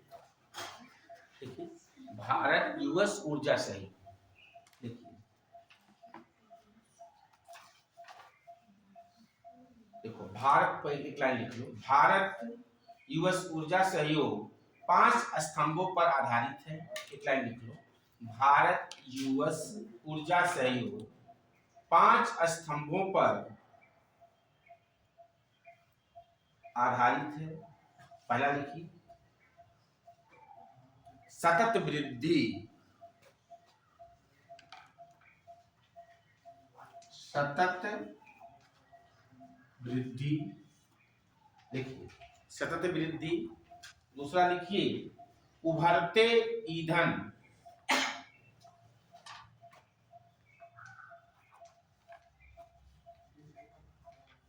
उभरते ईंधन, उभरते ईंधन।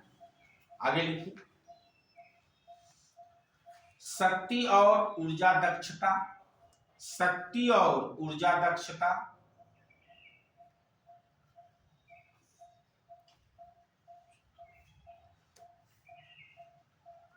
तेल और गैस, अगला तेल और गैस, तेल और गैस। एक और लिख लीजिए नवीकरण ऊर्जा, तेल और गैस। और लास्ट लिख लीजिए नवीकरण ऊर्जा, रिन्यूएबल एनर्जी, नवीकरण ऊर्जा। अब एक एक पॉइंट को इसमें समझिए। शक्ति और ऊर्जा अलग-अलग होते हैं क्या? शक्ति और ऊर्जा अलग-अलग होते हैं? शक्ति और ऊर्जा दक्षता, शक्ति सब देना हो, सैन्य हो जाता है। हाँ शक्ति का मतलब जैसे उसका प्रयोग आप अलग जगहों पे करते हैं। पावर और एनर्जी में क्या डिफरेंस होता है? What is difference? It is power is also a form of energy. Energy से पावर होता है, एनर्जी से पावर होता हाँ? है, एनर्जी से पावर होता है। हाँ it is also a form of energy, एक एनर्जी का एक रूप है। यस। अब देखिए सबसे पहले आता है उभरते ईंधन। अब आप देखते हैं ईंधन के लिए जब आप पेट्रोल लेने जाते हो उसमें एथेनॉल मिलाया जाता है। एथेनॉल, हाँ। देखो वहां पे लिखा होगा, हाँ। जहाँ पे आप देखोगे उसमें 10% या 20% पेट्रोल हुआ प्योर नहीं है। हाँ। उसमें क्या है? एथेनॉल है। तो भारत जो है अपनी ऊर्जा जरूरतों का 20% सप्लाई कहाँ से पूरा करेगा? लगभग आने वाले दिनों में 20% हम एथेनॉल से करेंगे। अब जो है उभरते एनर्जी सोर्सेस, जैसे अमेरिका से हम सहयोग लेते हैं, टेक्नोलॉजी के रूप में लेते हैं, अन्य सेक्टर्स में लेते हैं, तो हमारे पास हर चीज अवेलेबल नहीं। हम लोग वहां से इंपोर्ट भी करते हैं चीजों को अमेरिका से, उसके पास अच्छे टेक्नोलॉजी है, हमारे पास ये चीजें नहीं। जैसे एथेनॉल किस किस चीज से बनता है? लोहा हो गया और गन्ना हो गया, हाँ। अंदर हो गया, किस मक्का से बनता है कि नहीं? मक्का से भी बनता है।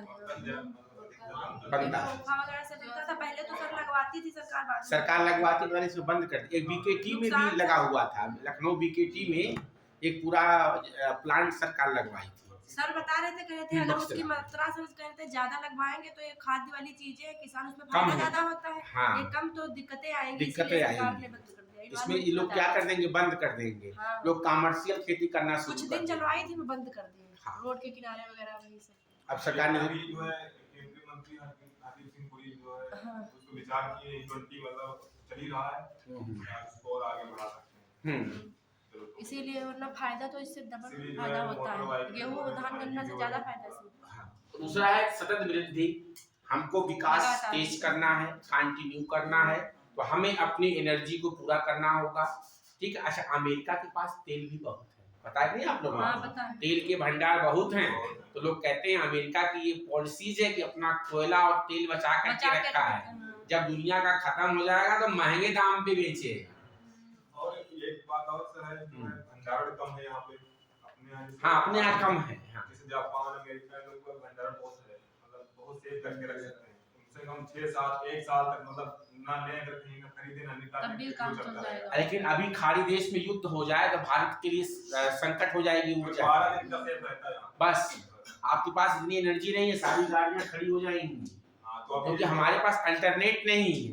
इसीलिए सरकार देखिए आपका इलेक्ट्रॉनिक बसेस वगैरह ई रिक्शा वगैरह क्यों आ रहा है ये सब, इसीलिए यार अगर मान लो कभी ऐसा कुछ हुआ तो हमारी तो बसें खड़ी हो जाएंगी। ये सब जो आपने लिखा है ये पर नवीकरणीय ऊर्जा इसी को तो बढ़ावा दे रहे हैं, जैसे पेट्रोल हाँ, डीजल वगैरह सरकार इसीलिए बढ़ावा दे रही है। हाँ, नवीकरण का मतलब जैसे सौर सोलर ऊर्जा, एनर्जी है, जिनसे प्रदूषण उसके बाद ज्यादा हाँ होता है। जैसे आपका टाइडल एनर्जी है, विंड एनर्जी है, इसको हम लोग बढ़ावा दें कि हमारी जो एनर्जी की जो रिक्वायरमेंट है वो हम क्या करें, अन्य सोर्सेज से पूरा कर लें।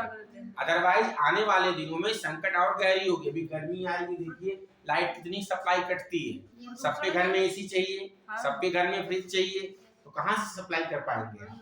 इतनी एनर्जी तो आपके पास होनी चाहिए, उतने प्लांट होने चाहिए। और कोयला अधिक जलाओगे तो कार्बन डाइऑक्साइड भी तो निकालोगे, इन्वायरमेंट पॉल्यूट करोगे। आपको क्लीन मैकेनिज्म चाहिए, स्वच्छ ऊर्जा की स्रोत हमें चाहिए। इसीलिए कहा था कि सेव करिए एनर्जी को। ठीक है, अगला पॉइंट क्या है इसमें? शक्ति और ऊर्जा दक्षता। हाँ अच्छा, दक्षता समझते हैं आप लोग, दक्षता एफिशिएंसी समझते हैं। एफिशिएंसी होता है क्षमता। हाँ क्या होता है? मतलब इतना काम करने में कितने टाइम तक सक्षम है। हाँ जैसे जैसे एक फिक्स होता है। हाँ जैसे इसको से समझिए, जिसकी एफिशिएंसी ज्यादा होगी, जैसे दक्षता एग्जांपल के लिए ऐसे इसको समझ सकते हैं, जैसे एक बुलेट गाड़ी होती है और एक आती है इसकी बजाज की, बजाज वाली एवरेज ज्यादा देती है, तो हमें वह मैकेनिज्म लेना है, क्लीन मैकेनिज्म लेना है जो कम फ्यूल में ज्यादा चले, कम फ्यूल में हमें माइलेज ज्यादा है, हमें उस टेक्नोलॉजी का विकास करना है।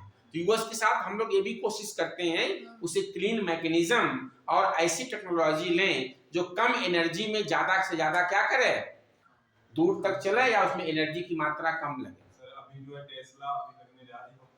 हाँ टेस्ला करना उसका विरोध किए ट्रम्प, बोले लगाना लगा लो, पर जो है उस पे शुल्क लगाएंगे 100%। हाँ लगा देगा वो, 100% लगा देगा। 100% का मतलब 1 लाख की चीज 2 लाख की हो गई। ट्रम्प का कहना है कि भारत के पास बहुत पैसा है, उसके पास पैसे कम नहीं है। ट्रम्प का कहना है, क्या कह रहे हैं? कोई गरीब नहीं होता, सबके पास हर देश में तो पैसा है। लेकिन ये विकासशील देशों में आता है ना भारत के पास नो डाउट पैसा है, लेकिन वो 20% लोगों के पास है। हाँ वही एक बात की और आई थी, केंद्रीय मंत्री ने बोला था कि यहाँ पे लोग जो है अमीर होते जा रहे हैं, गरीब ये पॉलिसी चल रही है। ये पॉलिसी चल रही है, पैसा जिसके पास पैसा वो पैसा बना रहा है, और जो गरीबी के दुष्चक्र में फंस गया और फंसता चला जा रहा है, वो और गरीब होता जा रहा है। ऐसा शेड्यूल ही बन गया है। हाँ तो जो अमीरों गरीबों की खाई है वो क्या हो रही है, बढ़ती चली जा रही है। गरीब होता जा रहा है, अमीर होता जा रहा है, ये जो डिस्टेंस है ये बढ़ रही है। तो कहीं ना कहीं हम लोग पूंजीपति की तरफ जा रहे हैं, इसके पास पैसा है। अभी आप लोगों ने देखा शेयर मार्केट में लगा रखे हैं लोग, म्यूचुअल फंड में लगा रखे हैं, और यहाँ लोगों के पास खाने के लिए नहीं है, तो पैसा आपका जल्दी से 2-3 साल में दोगुना तिगुना हो जा रहा है। सर अब सरकार का निर्धारण करती है मार्केट का मूल्य, अब तो कंपनियां निर्धारित कर रही हैं। हाँ कंपनियां निर्धारित कर रही हैं, जियो ने बढ़ा दिया पैसा, बढ़ा दिया, कोई मतलब नहीं, कुछ नहीं कर पाई सरकार। 50 रुपए से देखो कोई भी रिचार्ज 300 के नीचे है ही नहीं है, 300 के नीचे कोई रिचार्ज हटा दो महीने वाला नहीं, अपना रेट लगा रही है, अपने मनमानी सरकार रेट लगा, कंपनी रेट लगा रही है, लोग ठगे जा रहे हैं।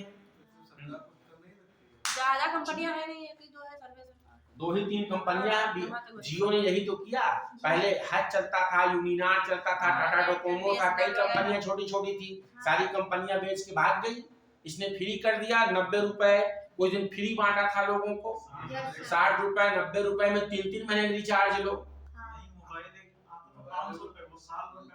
फ्री ले जाओ, बतलाओ साल भर। और उस चक्कर में सारी कंपनियां क्या हो गई, डूब गई, अब फिर वही काम हो गया। अब उसने जितना खोया था सब वसूल लिया आपसे, आदत डाल करके चाय पिला। पहले के लोगों को चाय पीते शराबी नहीं होते हैं, शराब नहीं पीते, 2 घूंट पिलाओ, एक दिन शराबी बनाओ, खुद ही पिलाएगा वो आपको, वही याद क्यों नहीं करते। चलो अगला पॉइंट, तेल और गैस तो समझिए, आगे लिखिए शिक्षा सही, शिक्षा और आंतरिक दो और पढ़ाते खत्म। देखो शिक्षा सही,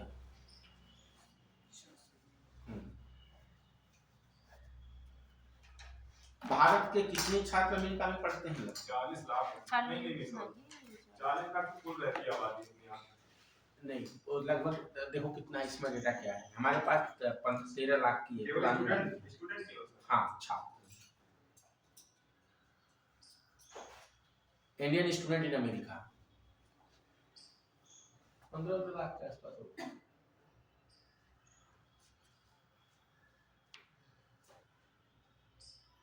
कर रहे बंद कर रहे बस 5 सर सभी लोग पढ़ नहीं रहे हैं, कम ही लोग पढ़ रहे तो इतनी जल्दी जॉब नहीं मिलती। अगर सारे लोग अमेरिका में लोग हाई स्कूल इंटर की पढ़ाई करने नहीं जाते मैं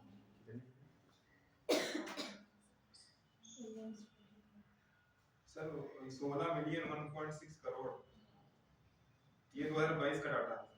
22 ये है तो सब्जेक्ट है 23 बहुत है तो सर 1.6 करोड़ मतलब जो 2022 का डाटा कितना हो जाएंगे ये हुआ जाके 16 मिलियन 16 मिलियन लोग हैं लिख लो लगभग 16 सॉरी इसमें 2,11,000 कुछ करके भारतीय सर ये वही बात तो है ये है 23 हाँ हाँ 3,31,665 हाँ लिख लो वही डाटा से लगभग 3.5 लाख लिख लो लगभग लिखो 3.5 लाख छात्र 2023 में 234.4 लिख लो लगभग 3.5 लाख छात्र भारतीय छात्र अमेरिका में उच्च शिक्षा ग्रहण कर रहे हैं। अगला लिख लीजिए दोनों देश अहमदाबाद में नेक्स्ट पॉइंट दोनों देश अहमदाबाद में नए प्रौद्योगिकी संस्थान दोनों देश अहमदाबाद में नए प्रौद्योगिकी संस्थान के निर्माण के लिए सहयोग कर रहे हैं। दोनों देश अहमदाबाद में नए प्रौद्योगिकी संस्थान के निर्माण में सहयोग कर रहे हैं। अब लास्ट लिख लीजिए आंतरिक सहयोग अंतरिक्ष सहयोग अंतरिक्ष सहयोग ये सर मालाबार नेवल साइट हाँ सही लिख लीजिए जून 2016 में इसरो द्वारा सफलतापूर्वक PSLV जून 2016 में इसरो द्वारा सफलतापूर्वक PSLV C-34 polar satellite launch vehicle C-34 rocket से